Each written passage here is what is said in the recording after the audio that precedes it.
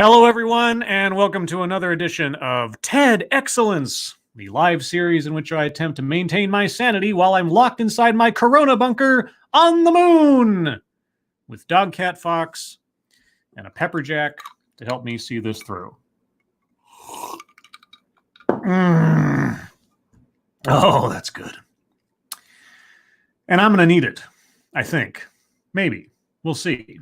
I mean, TEDx hasn't failed me yet, so maybe today's the day where I'll actually learn something or not feel like I'm being talked down to or having my intelligence insulted or something. One can hope. And who's along with me for this adventure today? Well, those of you that have decided to join me on this Monday afternoon, thank you so much ahead of time. And as always, please be safe and well. If you're not well, please get well soon. And hello to Jaeger Pony. Hello. The Dead Kaiser. Hello. Eric Grinstadter. Hello. Old Guy Gamer. Hello. Quinn the Cultist. Hello. The Demon Man 57. Hello. Black Belt 4 Christ. Hello. Adam Mangold. Hello. Dr. No. Hello. Ilish Norn. Hello. Angela Ariaga. Hello. The Broken Baller. Hello. Corey Suzuki. Hello. Wait a beat to see if anybody else says hello. Johnny Hellcat, hello. Cougar Knife, hello. Joys of Sorrow, hello. Declan Butler, hello. Virgil Grin, hello. Boy, oh boy. Hearst Gravegear, hello. So many of you coming out to join me. Subpar Jenna Talia, hello.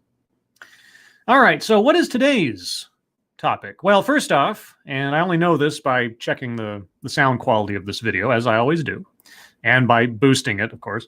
It appears as though this talk comes from the exact same event as the previous talk that I looked at. You will notice the distinctive balloon-filled TEDx logo in the background. Now, just because it came from the same event, it does not mean we're talking about the same subject, because today, as the title may already give away, today's subject and the title of the presentation we'll be looking at is Me Too and mass incarceration. Me Too and mass incarceration. Now, I am honestly befuddled as to the direct connection between an hashtag activism movement to villainize men, some of whom deserved it, most of whom are rounded up sort of indiscriminately into a category of being inherently bad. Huh. Well, maybe there is a connection between Me Too and the theory of mass incarceration. I'm still a little hazy on what mass incarceration actually means, because it always sounds a little bit like a conspiracy theory that people are just being rounded up indiscriminately and put into jails to fill up the jails in order to affect people's bottom lines or voting district totals or things like that, or just to exploit people because of the way they look or where they come from or something. It's always shifting, a shifting window of definition as to what mass incarceration means as a concept. So maybe our speaker will give us her interpretation thereof. A few more hellos before I get into this. Deck Tran, hello. Gulf City Cult of Krill, hello. Shio Gorath, hello. Ophelia the Happy Red Panda, hello. John Smith, hello. All right, guys. Well, per usual, I will start this off. Give it a few seconds for a sound check. You guys tell me if you can hear it all right. I did boost the sound and try to take out some of the background fuzz, so hopefully it's pretty clear and pretty loud. If it's too loud, of course, if it starts spiking, do let me know that as well. I can turn it down a smidge. And with that, Swan 732, hello. Here we go. On July the 15th, 2010, a Philadelphia court sentenced a young Puerto Rican woman named Cynthia Alvarado to life in prison without the possibility of parole. Okay, so you guys all get that? Cynthia Alvarado, life in prison without the possibility of parole. Possibility of parole. Okay. All right. Well, do tell. What was she accused of? And why was this unjust? At the time, Cynthia was a young mother, 2 small daughters, working to make ends meet. and she had no significant criminal history to speak of. Okay. Now, before I tell you the story of this case, there's a fact that I want you to keep at the forefront of your mind throughout the duration of this talk. Okay. And that fact is this. All right. Everyone involved in this case, from the police to the prosecutors, the witnesses, the judge, and even the jury, agreed that Cynthia Alvarado did not commit a murder and did not intend to commit a murder. That is very potentially irrelevant. And I'll give you a scenario. Now, I don't know what this case is. I don't know what the details are, but I'll give you a scenario. Okay. Let's say, for the sake of argument, that my girlfriend and I are the modern-day Bonnie and Clyde. But I'm not inclined to actually want to hurt anybody. I just want to get money without having to work for it. So I go along with my girlfriend, the modern-day Bonnie to my Clyde, and we go into a gas station. Now, we have a gun, collectively, one gun. She's holding it this time. I'm just along for the ride to hold the bag as the guy fills it up with money from the cash register, and she holds the gun on the guy. Well, unfortunately, even though I have no intention in my heart of hurting anybody, I just want the money. The gun's just there to scare someone. Bonnie gets a little, let's say, excited. Shoots the guy behind the counter and kills him. Okay, now, I didn't kill anybody. I didn't pull the trigger. I didn't go there to kill anyone. I had no intention whatsoever. Yeah, but here's the thing. Being complicit in an armed robbery that ends up killing somebody, yeah, I'm as much on the hook for that murder as the person who pulled the trigger. Felony murder. Felony murder. That's when you take a felony and you combine it with a murder. You don't have to be the one that actually did the murder, but you were committing a felony in the course of a murder occurring, or vice versa, and therefore you are as responsible to a certain extent. You may end up with a slightly lesser sentence than the person who pulled the trigger, depending on the circumstances, but you're on the hook. Now, again, I don't know what the circumstances of this case is, but what she's just described there is not unusual, to quote Tom Jones slightly. So, if she's going to cite that as an injustice in and of itself, well, I'll have to say, not necessarily. That being said, this is a homicide case. Do tell. And the victim's name is Marta Martinez. And one afternoon in October of 2008, Marta was shot and killed in a neighborhood park. That park is located in a section of North Philadelphia that the locals refer to as the Badlands, so called because of the prevalence of violence and drug-related crime. But we could also call it the Badlands because of its lack of economic opportunity and infrastructure, because of the prevalence of police harassment and brutality, and because of the lack of even basic city services. Okay, so everyone there that commits crimes, it's not really their fault. It's the system's fault that they chose to commit crimes. I mean, you're giving apologia to criminals in a part of the city where crime is rampant. And I'm not saying these things aren't necessarily related one to another, but ultimately it comes down to individual choices. And yeah, so people are making these decisions because outside factors are forcing them to do so. They have no will of their own. They're forced into this. They should be held blameless. I mean, I can't think of another reason why you'd bring up those particular quote unquote facts, but okay. Shootings in that park are not uncommon. They're not uncommon. Okay. Thank you, Johnny Hellcat. If only she'd been born in West Philadelphia, born and raised, you know, and then she would end up in Bel Air. You know, I just had a thought. Do you think they'll ever do like a reboot, sort of, so to speak, of the Fresh Prince of Bel Air and make it like the Fresh Princess of Bel Air? I would be amazed if they hadn't thought of it already. I also would not be amazed if they actually ended up trying to do it. And then, as now, that park is an open-air drug market. Something else you should know. The person who shot and killed Marta Martinez is Oscar Alvarado, Cynthia's younger cousin. Uh-huh. And in 2008, Oscar Alvarado was a troubled young man with a history of substance abuse and violence as both a victim and a perpetrator, and prison and poverty. And he tried to resolve these issues by shooting somebody to death? Imagine the level of my sympathy for this person. And imagine it is very, very, very low to the ground. I mean, hell, a slug would have to look up to see it. Oscar was driven to the park that day by Cynthia. She wanted him to buy her Xanax. It was a prescription drug that she became addicted to following a car accident that left her with a shattered pelvis and killed the driver. Okay. What has that got to do with anything? Who was her cousin and Oscar's older brother. That's tragic. Not going to deny it. And buying black market Xanax. Okay, it sounds like she's trying to make excuses before she's told us exactly what happened, which I'm not surprised by.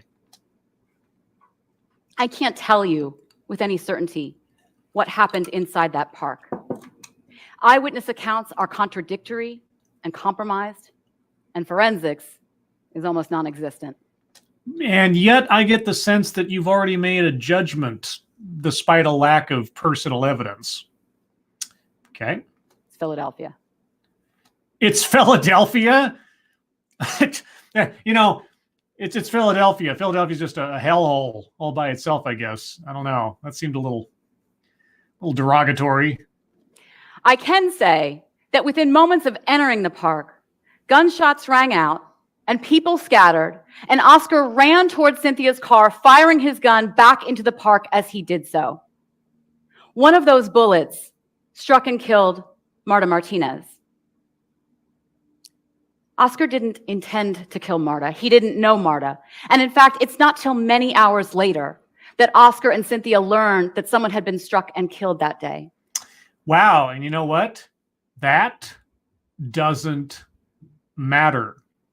Firing a gun indiscriminately into a park, so much so that you didn't even know that you hit someone. You're just sort of waving your gun around and firing. Wow, golly, gee whiz.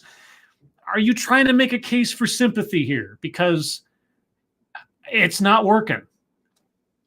We might say that Marta was simply in the wrong place at the wrong time. Well, according to you, that park is just terrible. So why was she there in the first place if she wasn't a criminal, I guess, or something, right? I don't know. Doesn't matter. She could have been a sinner or she could have been a saint. All I know is that she was indiscriminately killed by some idiot with a gun. So, how does Cynthia Alvarado end up with a life sentence for murder? Because she aided and abetted a killer. She drove him away from the scene. She did not immediately turn themselves into the cops, I'm assuming.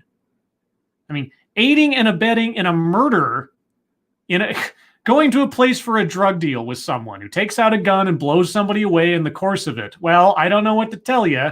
Felony murder. That's my guess. You know, maybe things changed by the time it got to the courts, but I'm just guessing. Something that she had no involvement in. That's irrelevant, except for the fact she was involved. She drove the guy away from the scene of a homicide. The same sentence, in fact, that Oscar received. Yeah, because when you're complicit in felony murder, you're complicit in felony murder. When she wasn't a participant. She was a part. What the?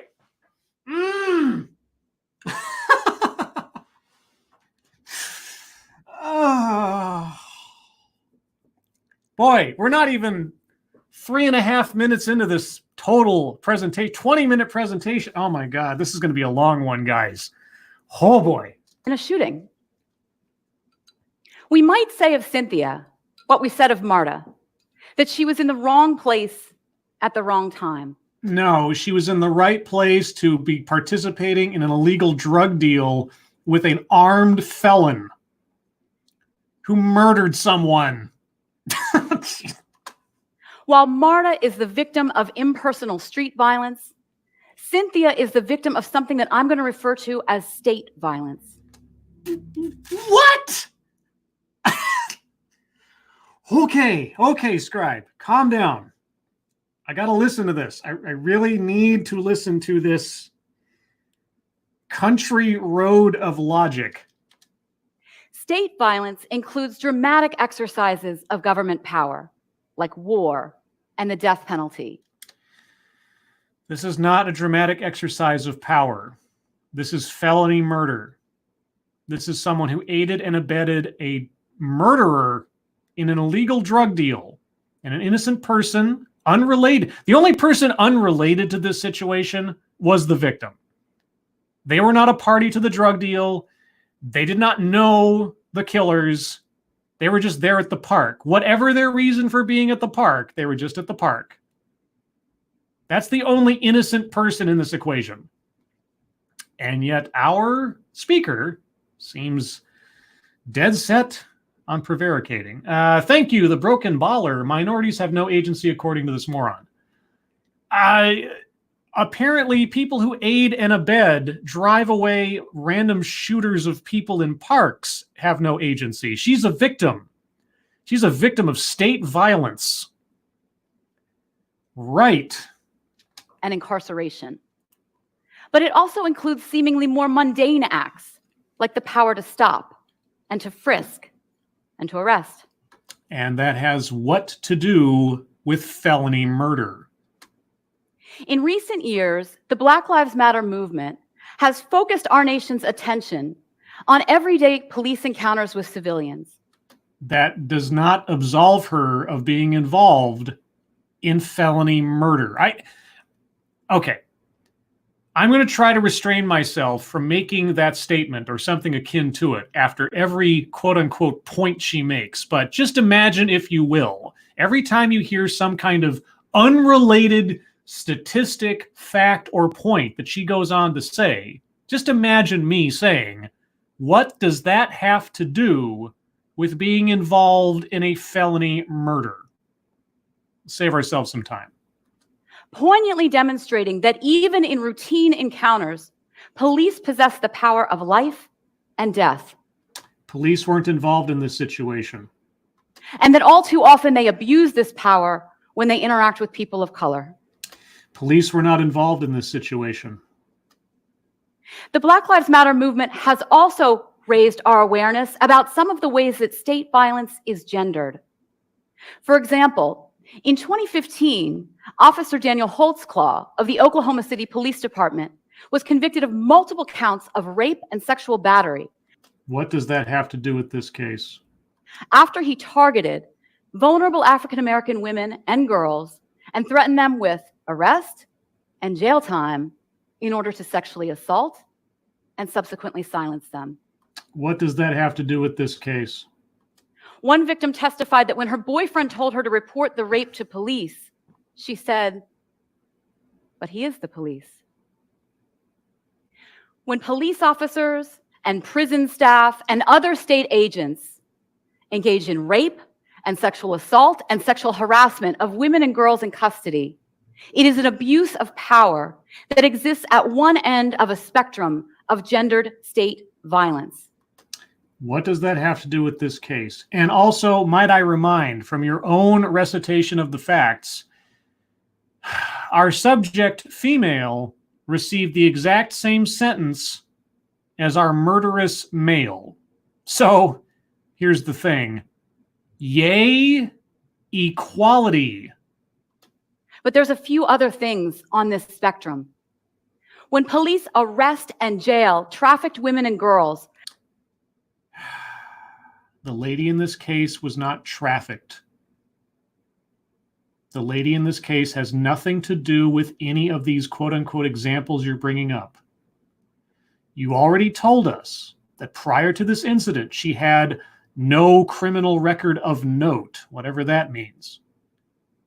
So she was not in the system. She was not a victim of the system. She was looking for illegal prescription drugs and took along a convicted felon who was armed to go get her these drugs. She made some horrible, horrible decisions that day.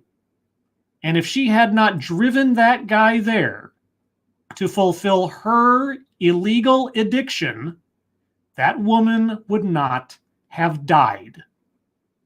What does any of this have to do with felony murder? For the crimes of their traffickers, it is gendered state violence. When police ignore violence against women by, for example, systematically failing to test rape kits and not responding to distress calls, it is gendered state violence. What was the gendered violence of our shooter indiscriminately firing into a park and killing a woman? And what about our woman in question, who then drove the shooter away from the scene in order to flee justice? Flee justice from the murder of a woman. I'm just curious. And when police prosecute and incarcerate, police do not prosecute, police do not incarcerate. At least insofar as anything official. Arrest, you might consider incarceration, sure, but actual incarceration, police don't do that. Police don't prosecute. That's the DA. What are you talking about? Domestic violence victims for engaging in self-defense, it is gendered state violence. Police often do not have all the information on the scene to determine who is the instigator and who is the victim for the safety of everyone, unless there is a clear distinction between the victim and the offender. They will often arrest both because sometimes you don't know on the scene what the situation is. That is for the courts and the process to decide. Do you know anything about investigating a domestic violence situation? I am guessing you do not. But there's one other thing too. When police and prosecutors leverage women's vulnerability, and by vulnerability, I'm referring to women's status as the caregivers to small children. What? Women's vulnerability to men's violence, women's vulnerability to poverty and to homelessness. Yeah, you know, women are the only vulnerable ones to poverty and homelessness. What are you talking about? Men aren't fathers? Men don't take care of children? What? Oh my God. And to prosecution. When police and prosecutors leverage those things to knowingly extract false and misleading statements, fabricated testimony, unfounded guilty pleas, and bogus convictions, it's gendered state violence. Oh, for crying out loud. Yeah, no man has ever been pressured into giving a false confession. No man has ever been homeless or poor or the subject of unfair treatment under the police or the prosecutor. Never happened. More women than men are incarcerated in this country because women are so particularly vulnerable. Okay, thank you, Shiogorath, interrupting Scribe. Scribe!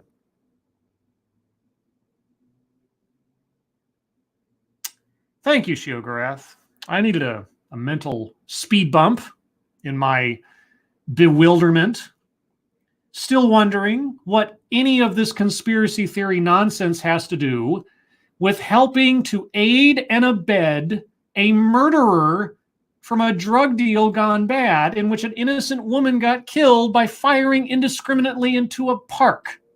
I am still wondering how we get back around this very strange circle to that point.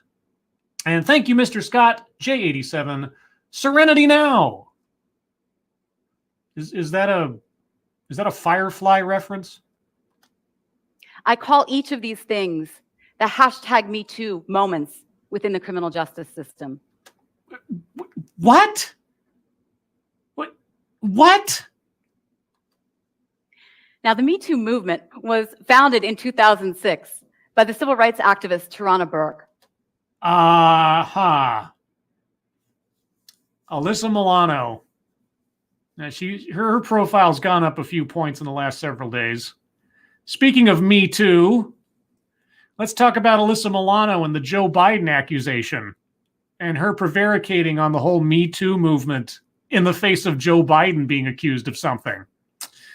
I don't know when this was filmed. I assume, well, probably rightfully so, it was filmed several months ago, but already hasn't aged well. And it went viral in 2017 following a tweet from the actress Alyssa Milano. When Burke founded #MeToo, you sound like it's some grand enterprise founding a hashtag. It's a few strokes of the keys on a keyboard. It's not some grand experiment, some grand project or effort or burden. She sent out a tweet with a particular hashtag that nobody ended up using for like a year or two afterwards. So, yeah. She was interested in raising awareness about the prevalence of rape and sexual assault and sexual harassment, particularly as it's experienced by women and girls of color. What does that have to do with felony murder? In the intervening years, Me Too has gone international, moving across the lines of race, ethnicity, and class, and religion, and geography. The movement has demonstrated the ways that rape and sexual assault and sexual harassment deepen and reinforce gender inequality and gender discrimination in employment, education, and cultural settings. It has also heightened paranoia and fear among men to even interact with women on the off chance that anything they say or do elsewise that they think is friendly or just being, camaraderie is interpreted somehow as sexual harassment or an unwanted advance or anything else. It has chilled, if not frozen, interactions between the two sexes across the board. I mean, for all of the things you could say it has done well in exposing and or bringing to light people who are actually acting badly and committing crimes, it has also villainized and demonized men in general, simply on the basis of being attracted to women, which, of course, we are all guilty of being, those of us who are straight, God forbid. And the Me Too movement has also touched on the criminal justice system. Feminist activists and scholars have problematized the ways that courts and law enforcement deal with the victims of human trafficking and the victims of domestic violence and sexual assault. Problematized? Did I hear that right? Problematized? I'm going to back up a couple of seconds. I just want to make sure that I heard that correctly. Did I hear the word problematized? Inequality and gender discrimination in employment, education, and cultural settings. And the Me Too movement has also touched on the criminal justice system. Feminist activists and scholars have problematized the ways that courts and law enforcement deal with the victims of human trafficking and the victims of domestic violence and sexual assault. Problematized. Problematized. Okay. But we still have work to do. Specifically, we need to investigate the ways that punitive police and prosecutorial practices are amplified by gender inequality and racism and women's vulnerability to violence and to poverty. Your subject case received the same sentence as her male counterpart. She was treated equally with a man for the same crime. Does that mean nothing to you? In other words, we need a Me Too reckoning with respect to mass incarceration. Now, I'm going to come back to that concept of mass incarceration in just a minute. I really hope you do, and I really do hope that you give some kind of at least personal definition as to what you mean when you say mass incarceration. Because it is a concept that far exceeds the simple definitions of those two words put together, so far as I understand it, from many, many recitations in the past. But I want to bring us back to that day in the park. Oscar comes running back to Cynthia's car, waving his gun and screaming, "Pull off, pull off!" So she does.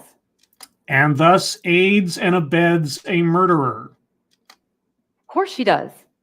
She grew up in that neighborhood. She knows what gunfire sounds like, and she knows not to hang around when she hears it. And thus aids and abets a murderer. Hours later, when police turn up at Cynthia's apartment to take her and Oscar into custody, the statement that she makes in the back of that patrol car is the same statement that she makes to homicide detectives during an interrogation that lasts well into the next morning. And that statement is this: I didn't have anything to do with what happened. And that is absolute BS on its face. They were in the park to placate her addiction. They were in the park to attain non-prescription illegal Xanax. She drove a convicted felon with a gun to the park to execute an illegal drug exchange. She drove a man who had shot into a park away from the scene of the crime and attempted to hide him from authorities until they found her. What she said in the back of that patrol car and what she said at the police later is absolute BS. During the hours that Cynthia Alvarado spent handcuffed to a chair in an interrogation room, because she was involved in a murder, her status went from being a witness to a shooting to an accomplice to murder. she was an accomplice to murder, an accomplice to felony murder. And that shift from witness to accomplice is a product of poverty and gender inequality and racism and gendered state violence.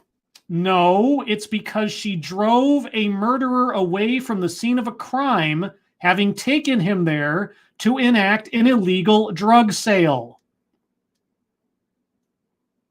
I honestly cannot believe, or maybe I can, I don't know. But it is just absolutely bewildering to me that this lady, who seems very intelligent, can just simply dismiss the facts of the very case that she has relayed and say that this woman is blameless in the chain of events that occurred to take the life of an uninvolved, innocent woman. A woman, mind you, the kind of person that you would assume from her rhetoric she cares about the most.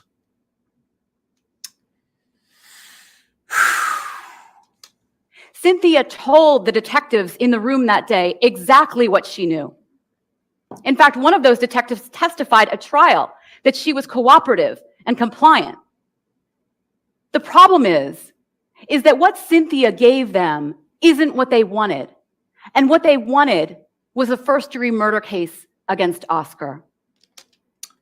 Well, if Oscar got life without the possibility of parole, I'm assuming he got convicted of first-degree murder. And what kind of case did they need her to make with all the witnesses seeing this guy firing indiscriminately into a crowd? Okay, so she was an uncooperative witness, is what you're saying. Okay, if she was a witness to a murder, you say that she's a witness to a murder, and the cops are angry because they were not, she was not giving them a first-degree murder case. Well, which was it? Was she a witness to a murder, or did she not know anything? Did she have nothing to do with this situation, or did she know plenty about this situation? Maybe I've drunk too deeply of my pepper jack, but I must be missing something, or I'm very confused. And so they leveraged their coercive power as police officers and as men to capitalize on the distinct ways that gender inequality and motherhood and poverty rendered her uniquely vulnerable. Do you mean to tell me that investigating police officers used every tool they had at their disposal to try to get information from a suspect? I'd be curious to know if you've ever watched any police interrogation footage with a female detective. I'd be curious to know. With a female detective talking to a male suspect, or a female detective talking to a female suspect. I'd be curious to know if you've ever watched a female detective try to sweat somebody out in the box and see what tactics they use, to see what psychological tricks they employ to try to pressure someone into telling them the truth, or at least telling them enough to implicate themselves in the crime that they think they have evidence for. I'd be curious to know if you think that pressuring a suspect is an entirely male endeavor. Imagine a boxing match where one of the boxers is chained to a chair.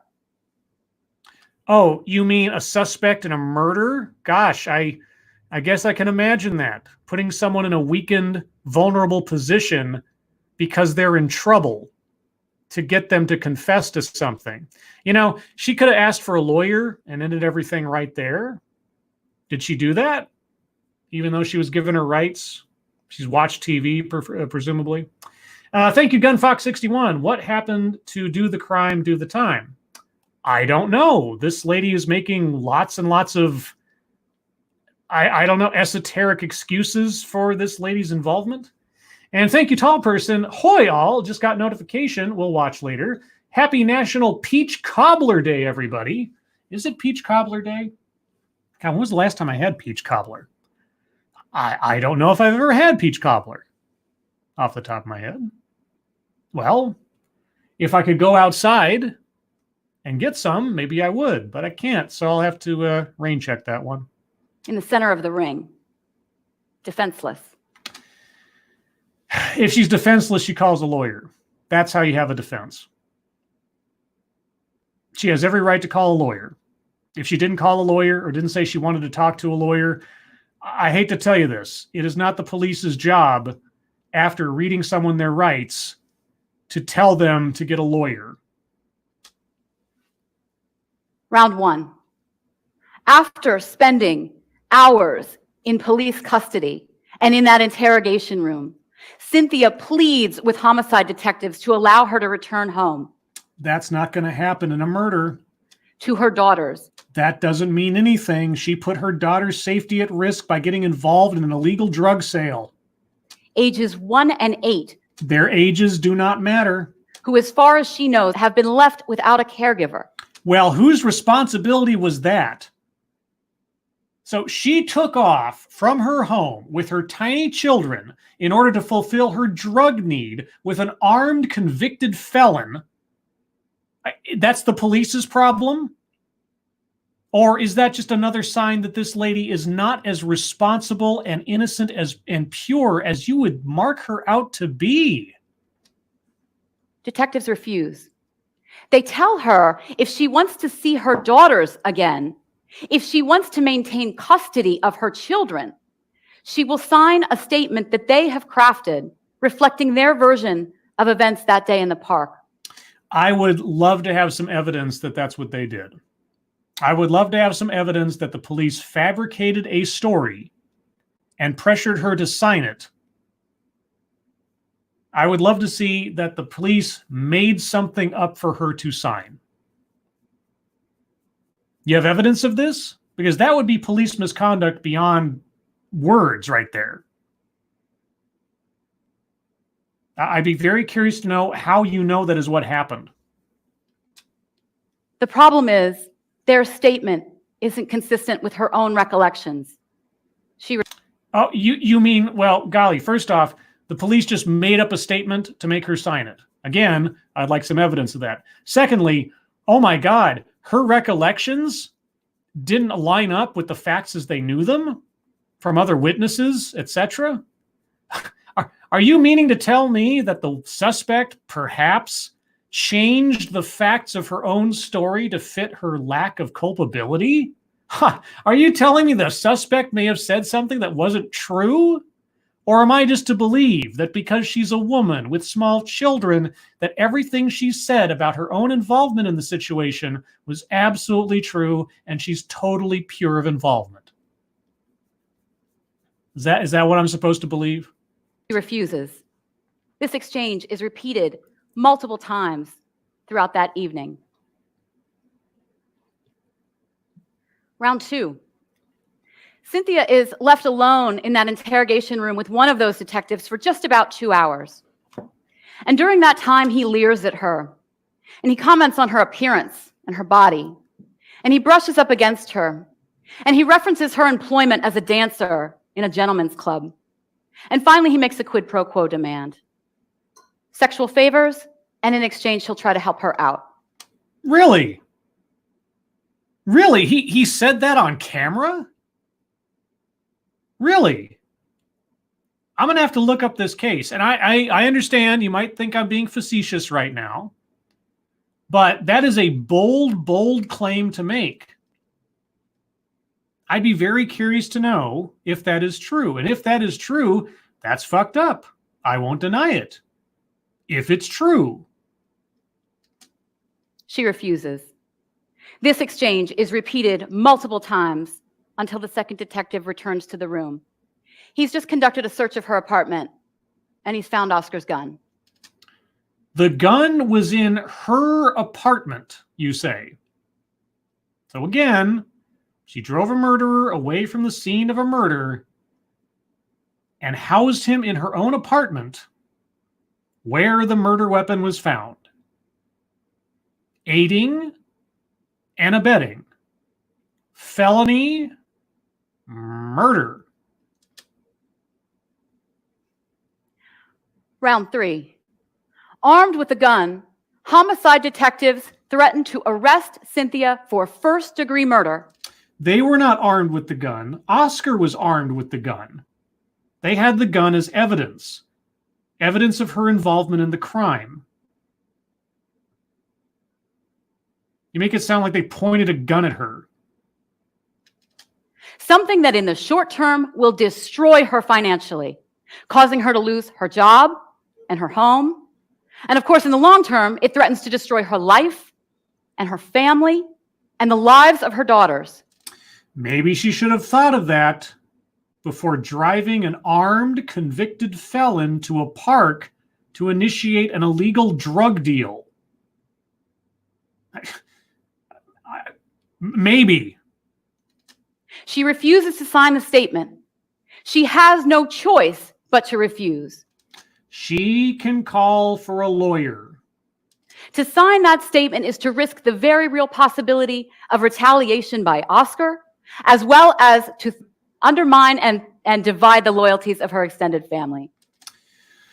Was she not considering the risk to her life and her family and her welfare when she left her home with an armed, convicted felon to initiate an illegal drug deal, leaving them alone without a guardian? Does any of that fall upon her shoulders? Might I ask? Round 4. The detective who propositioned her tries another tactic. I would still be very, very curious to know. And again, I know I might be sounding otherwise, but I am not being facetious when I say I would be curious to know if her claim on that point is actually true. Did a detective proposition her in the interrogation room for sexual favors in exchange for lenient treatment? I would be very curious to know if that is actually true, if that's actually on record. Give him a name in an open homicide. She refuses. She has no choice but to refuse. Not only does she not have information about any other unsolved murders in the city, but to name someone risks the very real possibility of retaliatory street violence. So she traffics in the company of an armed, convicted felon who's now shot indiscriminately into a park and killed somebody. And maybe they want to know if she's got any information on any other activities that he may have been involved in, or any of his associates, or anybody else that they may have found that she's been relating with. Okay, she doesn't have to say anything. You're right, she doesn't. And there is a risk to doing that. It's true. Snitches get stitches, etc. And so she didn't, or she couldn't. And that has what to do with anything? Boy, you look so disgusted and so distraught. I wonder if you'd look so disgusted and distraught when we think about the innocent person that died as a result of this situation. The innocent person whose killer was given the ability to flee the scene by the woman you are now calling a victim of state violence. The killer, who your chosen victim was given aid and comfort by, to hide out from authorities, to hide his gun, to hide himself. Does she have no responsibility in any of this? Is that really what you're trying to say? I know that's what you're trying to say, but I cannot deny I'm still bewildered by that absolute obliviousness and willingness to forgive the greatest of sins. Round 5. Actually, I'm going to retire the metaphor. Oh, thank goodness. I am getting sick of your boxing metaphor because it's BS. Because it's not working anymore. It wasn't working to begin with. Unlike a boxing match, there is no referee in a homicide interrogation. Yes, there is. It's called a lawyer. If she had asked for one, the questioning would have stopped. And in hours and hours and hours of interrogation, as far as I can assume from this, she never asked for a lawyer. So that's on her. Like every other aspect of this case as pertains to her, it is her responsibility. And Cynthia Alvarado had no one in her corner. She could have asked for a lawyer. I am pretty sure, because you haven't said otherwise, that she was read her rights. If she did not choose to enact them, that was her poor decision. That night, after spending hours chained to a chair, without food or a bathroom break, being sexually degraded and humiliated. Again, I would be very, very curious to know if what she's saying is true. She was never given a bathroom break. She was never given any kind of food or water, and she was propositioned. Insulted? Sure. Had her feelings hurt? I've seen worse being done between male detectives and male suspects. So, equality. But all this other stuff, again, I don't know if it's true or not. I'd be curious to know. Being threatened with the loss of her children and her freedom, Cynthia begins to bend. Oh my God. Because a man has never been threatened with the loss of his children or freedom. It's a totally female experience when it comes to law enforcement and criminal procedure. Yeah, it's never the case that a man is ever under pressure in regards to his family or his freedom. Guy, you're right. You're right. It's a uniquely female experience. She tries to negotiate with detectives. She says, I will sign the statement with your version, but I cannot name Oscar. That isn't the truth, though, would it be? That would not be the truth. I mean, even if I stipulate for the moment that the detectives created a statement out of whole cloth that did not actually reflect the reality of the situation at the scene, the idea that the murder weapon was in her apartment, that the suspect was seen in her car, that he is her cousin, etc., and so forth, her omitting the name of the person who fired the gun, that's not the truth, is it?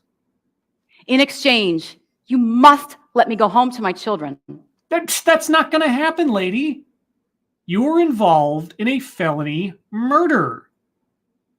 You gave up all of the possibilities of being a mother as soon as you decided to involve yourself with a convicted felon with a gun to go conduct an illegal drug sale.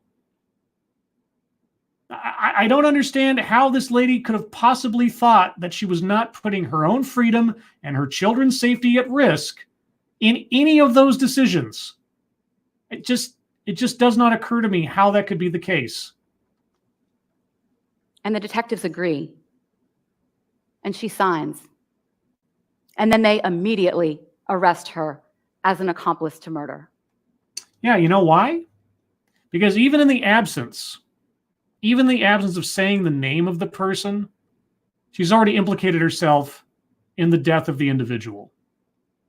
Right? Even if somehow she just blanked her mind of the person in her car, she didn't know the name of the person, etc. She drove that person away from the murder.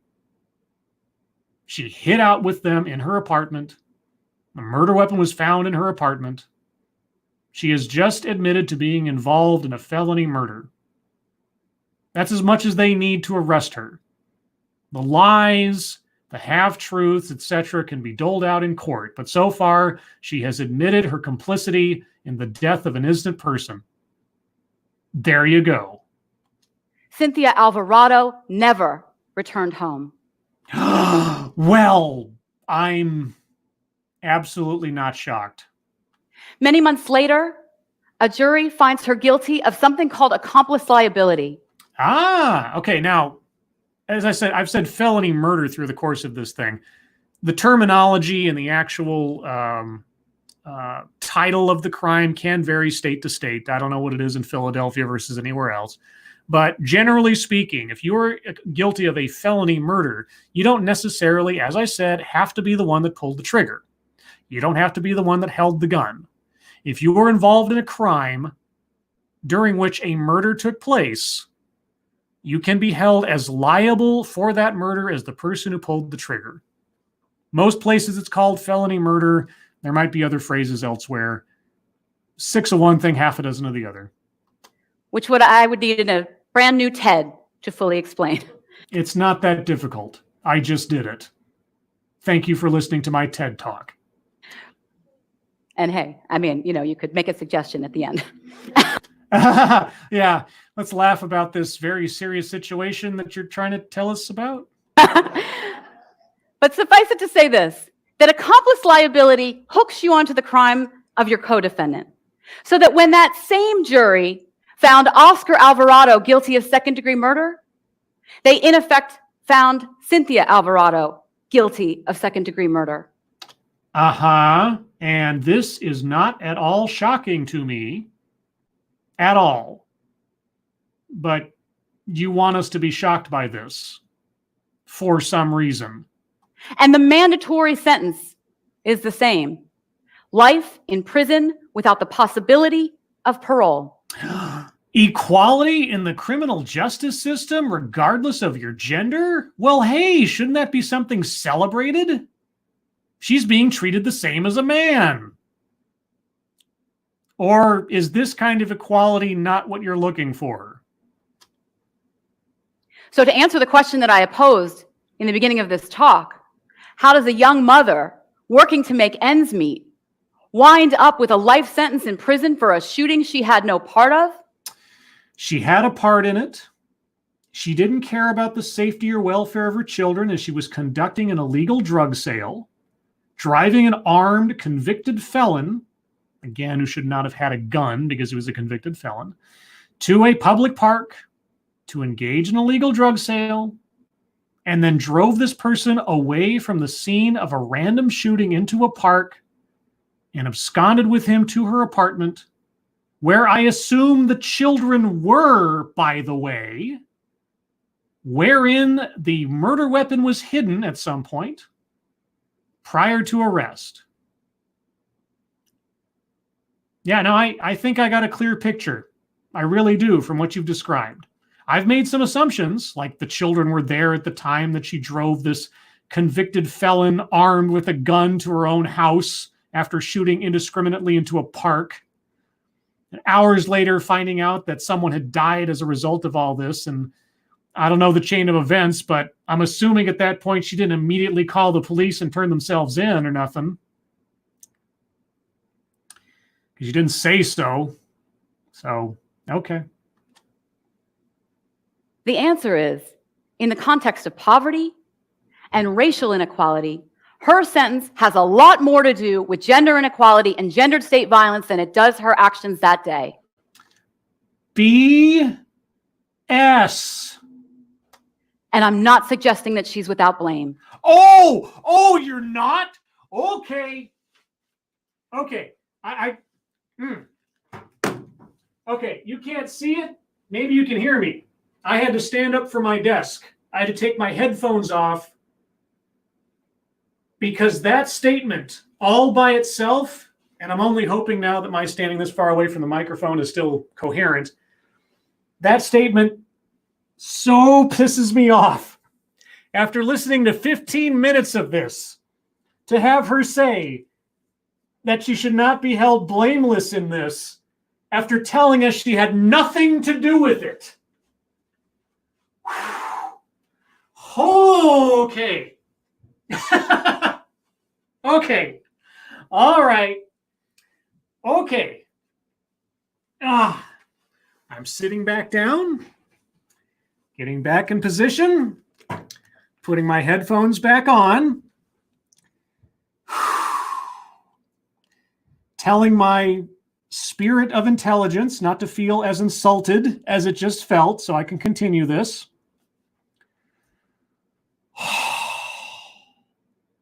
That is not to say that she's really 15 minutes of making apologia for this lady after repeating her claims that she had quote unquote nothing to do with this, to now say that you understand she's not blameless in this. Oh boy, I can't wait to hear where this goes next, guys. She is guilty of participating in a drug transaction. Yeah, and she is not guilty of participating in murder. Horse hockey. Absolute nonsense. She helped a murderer flee the scene. She delivered a convicted felon armed with a gun to an illegal drug sale. She hid the suspect in her own home, again, presumably with her children somewhere nearby, and away from law enforcement. If it were not for her addiction that she decided to luxuriate in illegally that day and take her cousin, her armed, convicted felon cousin, along to effect this drug transaction, that woman would not have lost her life. She delivered the murder weapon to the scene of the crime and then drove away, taking it away from the scene. She was involved in the murder. You can say it as much as you want to the contrary, but it is not the case that she is innocent of the death of that woman. And charging her with that is retaliation, and it's abuse of power, and it's gendered state violence. No. And let me ask you something in the abstract. If our subject individual here had been a man, because let's be honest, the actual mechanics of this situation had nothing to do with her genitalia, right? A drug addict driving a convicted felon to the scene of a crime, armed with a gun. Someone innocent dies as a result, drives away. Nothing about that scenario has a prerequisite of a specific kind of genitalia. So I would be very curious to know, does our speaker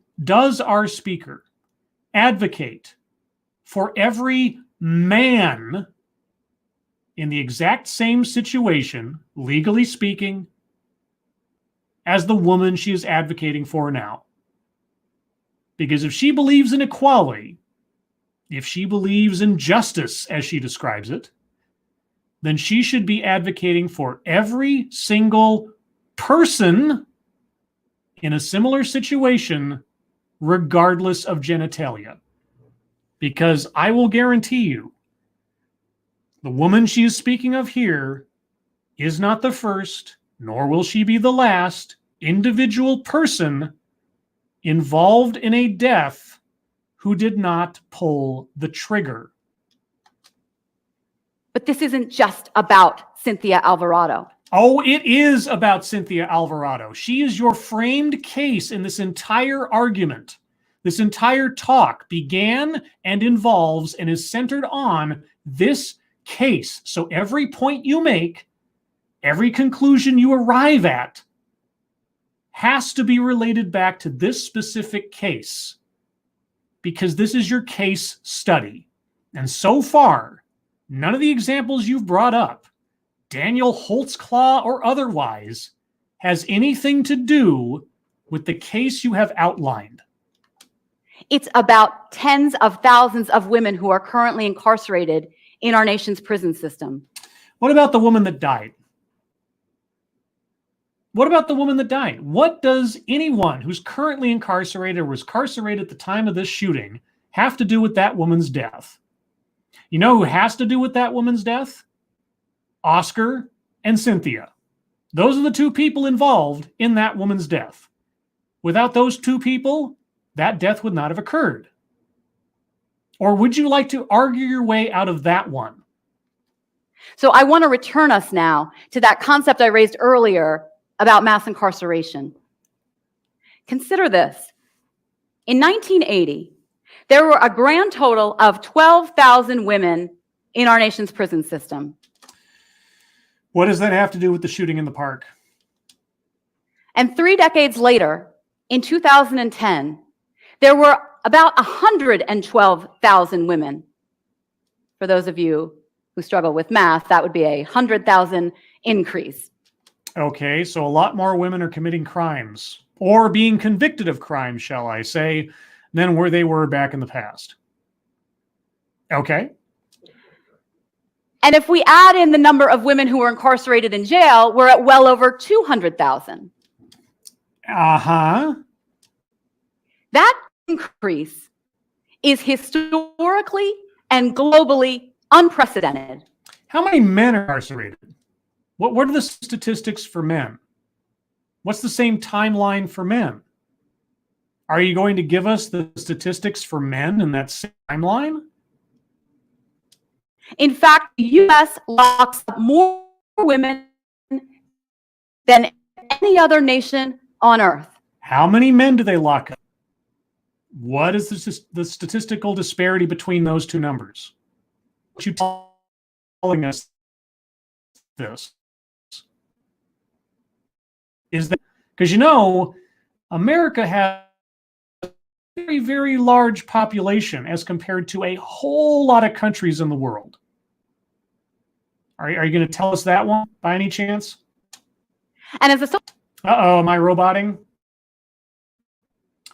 Okay, well, I will pause until you guys can hear me more clearly. You're going to tell me on the video and tell me that I can be heard clearly. RoboScribe 1624 or thereabouts. We're about an hour in. You're better now, RoboScribe. Rewind 30 seconds. I can rewind 30 seconds. You guys hear me clearly now? I need a few more goods on that. Not again. People are still hearing me. Still roboting. Still roboting. Okay. Well, I will give it a minute or two. If I'm rolling beyond this, then I'll have to end this. You're better now, says Ms. Slim. Kind of better. Hear you fine. Robots says Humble Clay. No, says Cultist 4. Yep. I'm getting a lot of not sure's, guys. So if this remains for the next minute or two, I'm just going to end this here.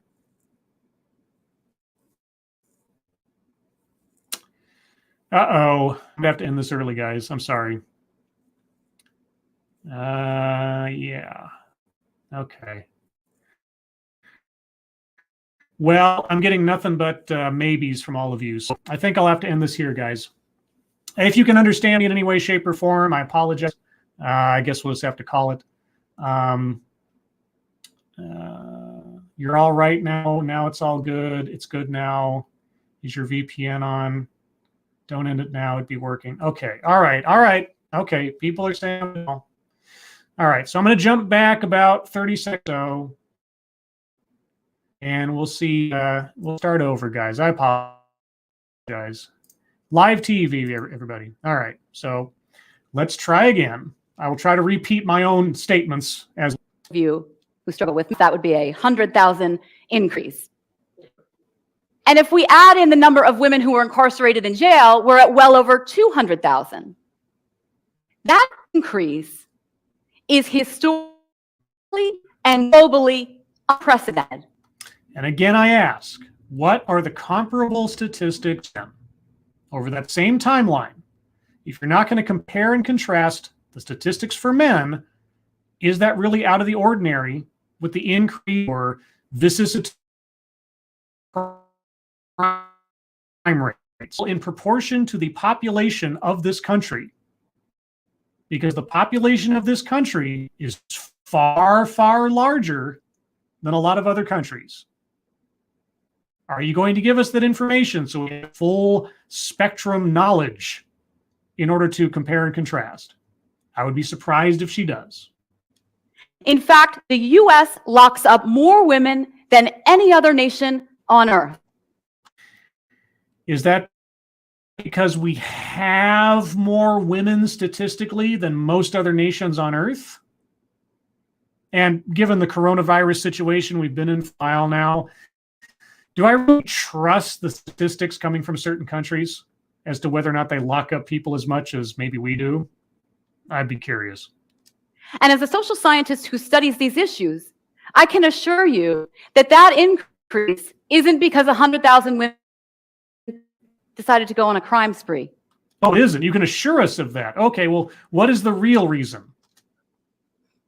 In fact, that increase in the size of the women's prison population is a microcosm of an overcrowding crisis that has plagued our nation's prison system for well over 3 decades. An overcrowding crisis that was so obvious and so urgent that by the end of the 1990s, social scientists gave it a name: mass incarceration.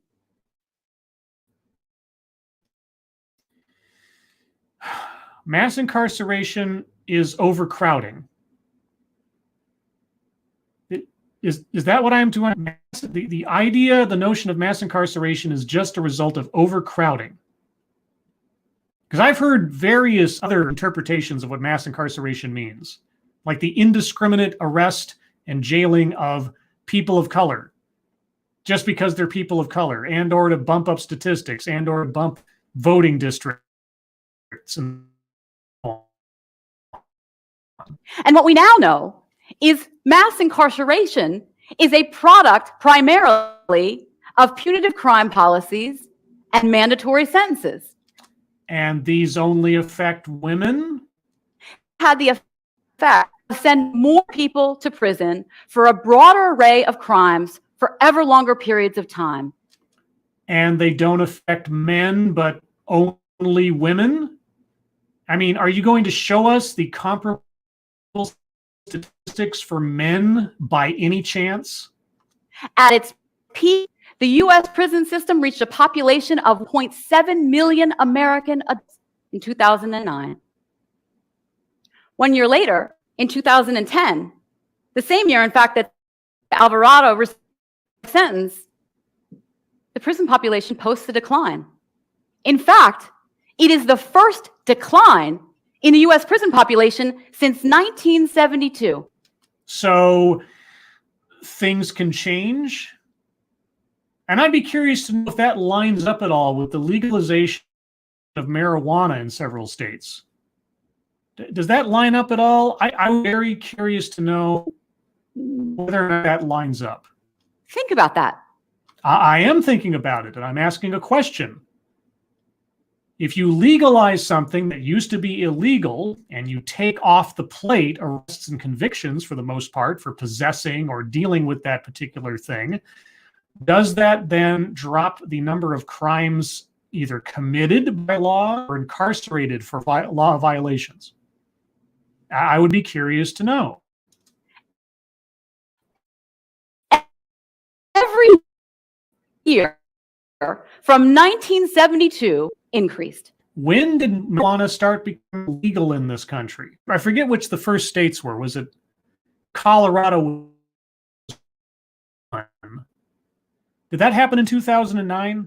I forget, honestly.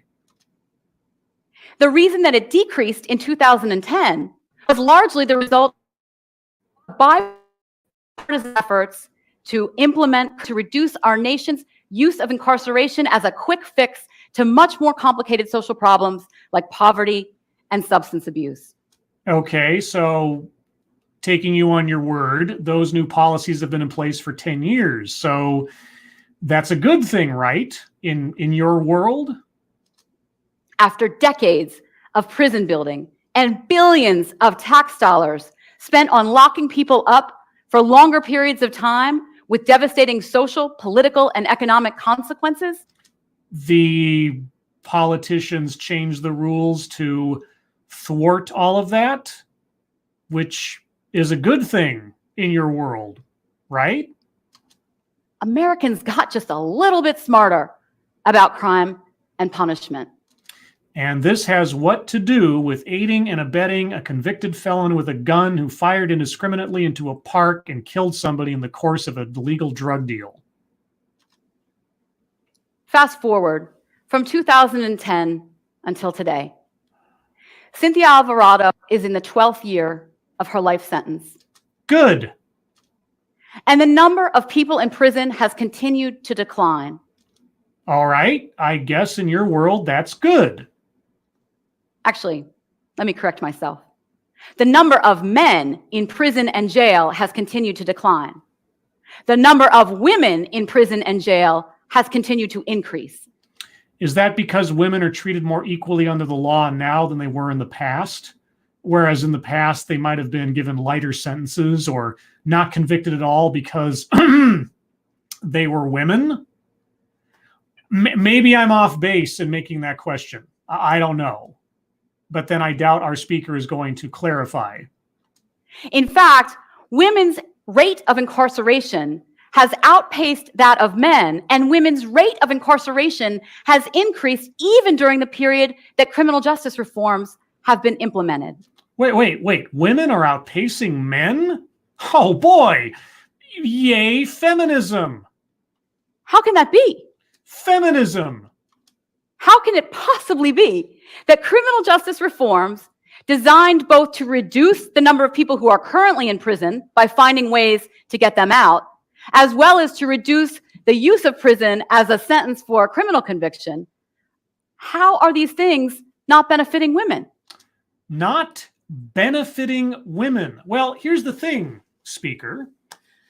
Are you to tell me that all of the women who are going to jail are innocent? I mean, that's the only thing you could possibly tell me to make me believe that it's somehow out of whack.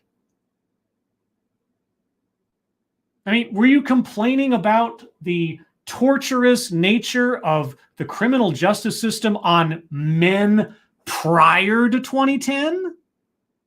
No. From the beginning of time, women have been the victims.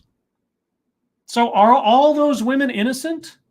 Under the exact same rules that were putting more men in prison before there were more women in prison, now the rules are switched?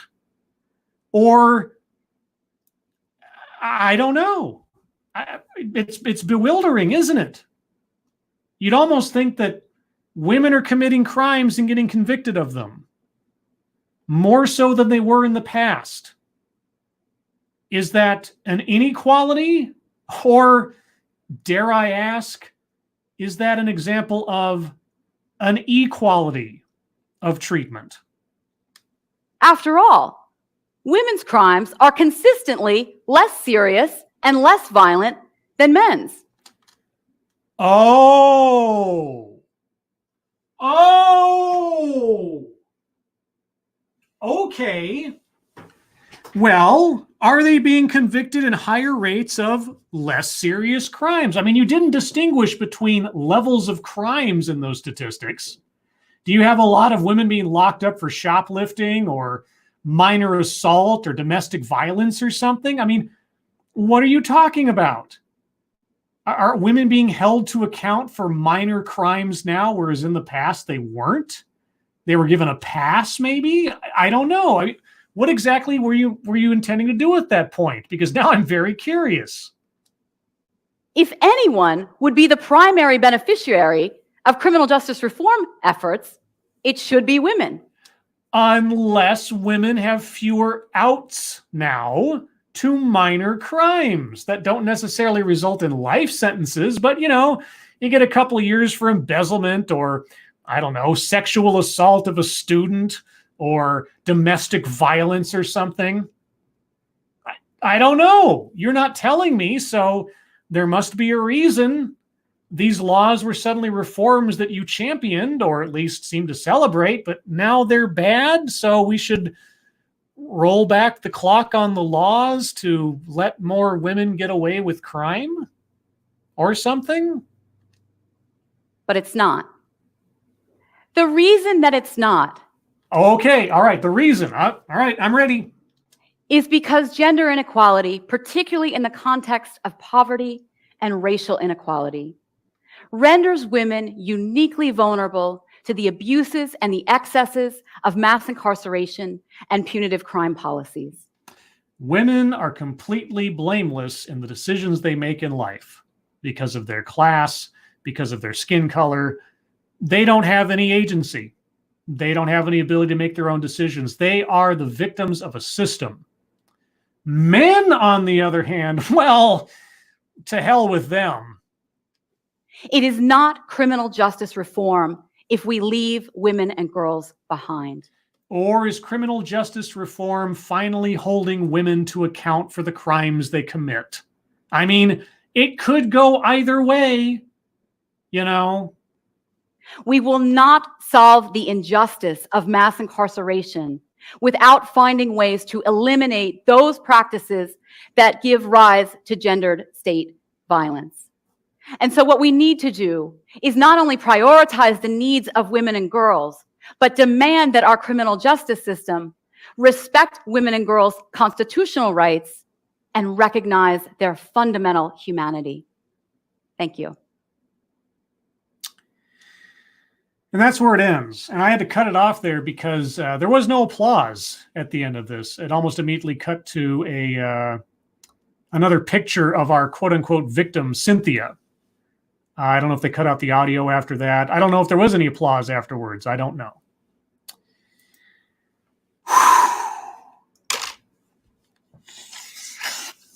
Imagine me putting my face in my hands and sort of rubbing my eyes with the heels of my palms and trying to wake my brain up from that absolute rot of a quote-unquote presentation.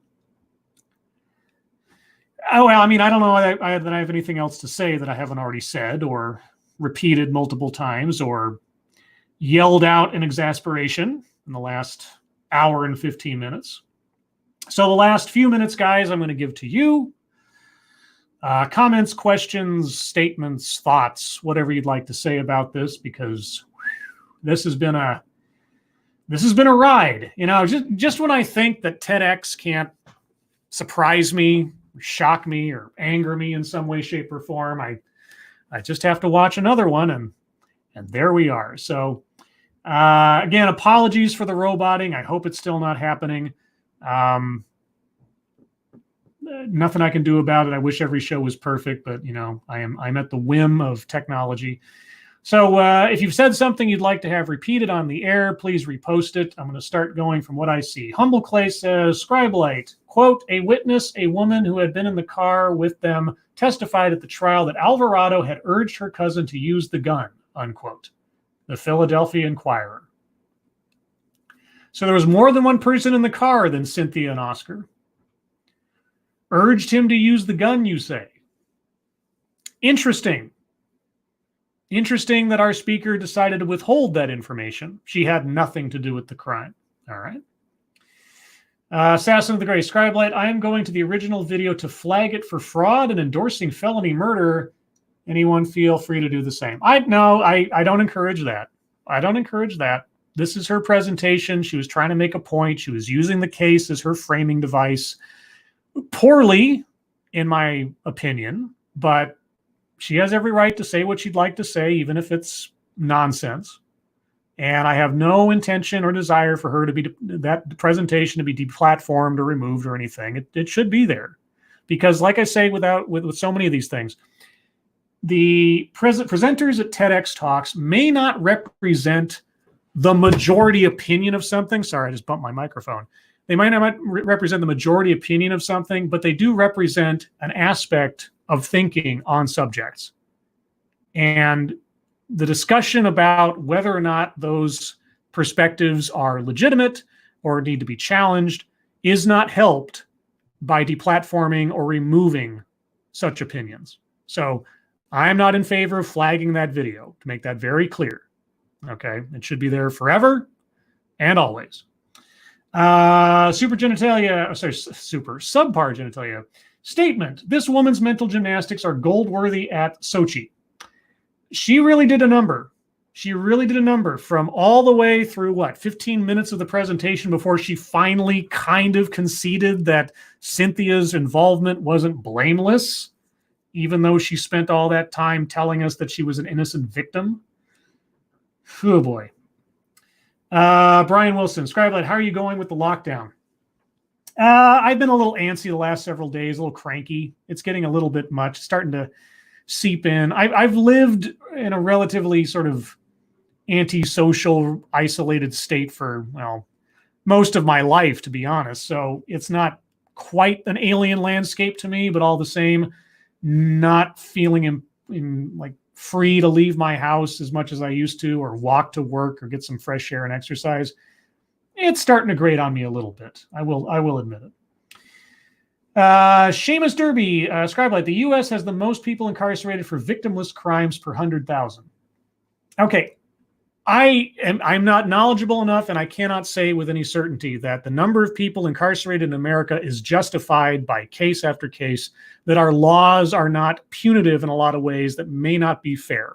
I'm not going to say that. But then I'm not the one making the argument that there is an unjust disparity going on, and she was not giving us enough information to be able to make that judgment as the audience. So that's what I'm going off of. I know there are people in jail that fundamentally probably shouldn't be.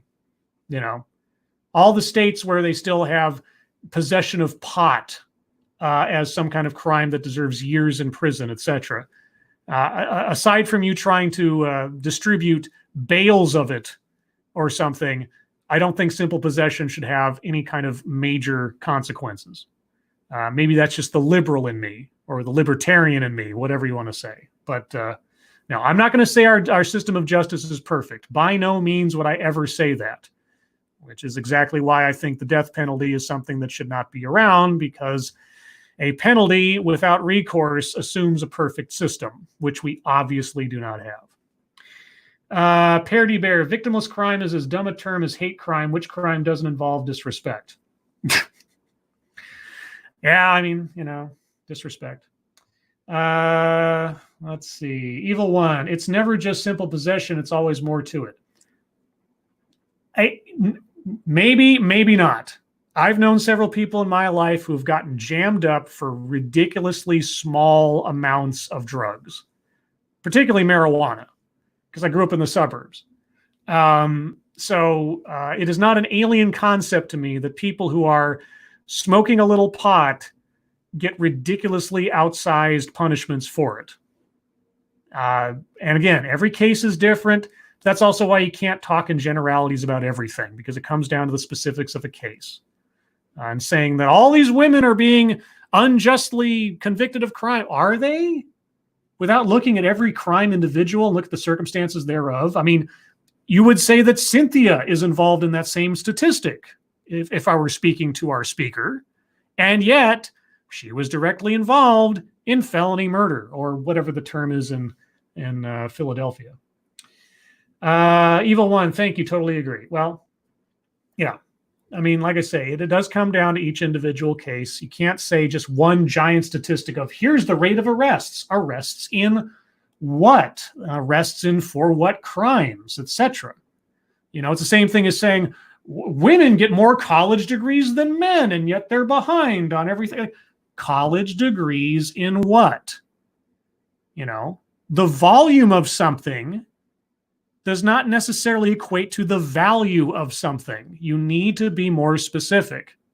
So when I see statistics like that, I have a lot more questions than the statistic they're showing me actually answers. Gunfox, Scribe, I disagree. If someone murders someone and 3 credible people see it, that person, some be dragged out of the courtroom and shot. Well, as far as the death penalty is concerned, I disagree. Because the death penalty can be applied to everyone if it exists. And not everyone is deserving of death, and not everyone is ultimately guilty of the crime they committed. We've seen multiple times people on death row who by DNA evidence or otherwise have proven years after the fact to not have committed the crime they're convicted of. And just by the luck of the draw were they not executed before that information was found out. So how many innocent people need to die by the hand of the state unjustly before we say maybe it's better not to have the death penalty in application to a system that is obviously fallible? That's the best argument I got. Aside from the fact that death penalty case, if you want to get on a more economic basis, death penalty cases cost the state and the taxpayer far more money over the course of the years than simply locking somebody up for years and years and years because of the appeals process, because of everything else. So it's cheaper, and it at least assures that someone is not going to die who is innocent of the crime that they committed. If somebody's committed, and honestly, and here's the other argument, I'll just make it because I've done it in the past. Death is a release in my mind. It's not a punishment. The mechanics of putting your favored pet to sleep because they are terminally ill are no different than executing a criminal or whoever's been convicted of a crime. One is considered a punishment, sending them straight to hell. The other one is considered a mercy. Mechanically speaking, it's effectively no different. So an escape from responsibility, if indeed a person is responsible for the crime they committed, I think it is more of a punishment to have to live in a concrete box for the rest of your life with that hanging over your head than having the escape of simply effectively going to sleep forever. Again, just my opinion. Let's see. Self-disposed monkey is streaming. Of course he is. Why wouldn't he step on my toes? It's just his way. Let's see. Renovaccio. What should scare everyone is this ideology is now entrenching itself in many Western court systems. Feminists and SJWs used to fear the courts challenging their ideology. So instead of risking destruction before a court, they are replacing the judges and advocates so the system will not question them in court. I know this as a fact. I haven't delved as much into feminism / social justice going into our courts and legal systems here and there. Maybe I should try to find things that are more focused on that subject for future videos. We'll see. Let's see. Humble Clay says, I think we should castrate rapists in the case of irrefutable evidence. Well, that's one opinion. Parody Bear, I was thinking the same, Scribe. Not sure about what, but I'll take that, sure. Alec Detmering, states with the death penalty have a higher crime rates as well. Yeah, and the argument that the death penalty is a deterrent against crime, it isn't. It really isn't. There's no real hard evidence to say that that's the case. So the argument for satisfaction of the families and everything else, and don't get me wrong, I'm not going to say that families aren't entitled to their thirst for vengeance, but as a society, as a process, as a criminal justice system that we know can be fallible, I don't think the death penalty makes a lot of sense. That's, again, my opinion, just how I think about it. But with that, guys, I've reached the top of the hour and thus an hour and a half into my broadcast, which is 30 minutes more than I had hoped. But man, this was quite the ride. And if you've listened to the whole thing, you might agree. If you have any other thoughts, opinions, questions, comments, please leave them in the comments below. I do appreciate them. I'll look at them. Sorry for the roboting. Something I always hope to avoid, fingers crossed, knock on wood, but live TV. Otherwise, guys, thank you so much for joining me on this. Your presence is decidedly therapeutic. If I was trying to do this alone, I don't know if I could manage it. Thank you all for your participation. Thank you all for your generosity. I really do appreciate it in these bizarre times we find ourselves in. As always, please stay safe and well. If you're not well, please get well soon. And look forward to seeing me and Monkey and Satsu 2 Cents tonight on Lords of the Night on Satsu's channel, 6 p.m. Pacific, 9 p.m. Eastern. And we'll talk about the comings and goings of the day. And if you feel inclined, you can go over to Monkey's channel right now and tell him he's stepping on my toes once again. Because, you know, he appreciates that. Everybody, have a good day and be well. I'll talk to you soon.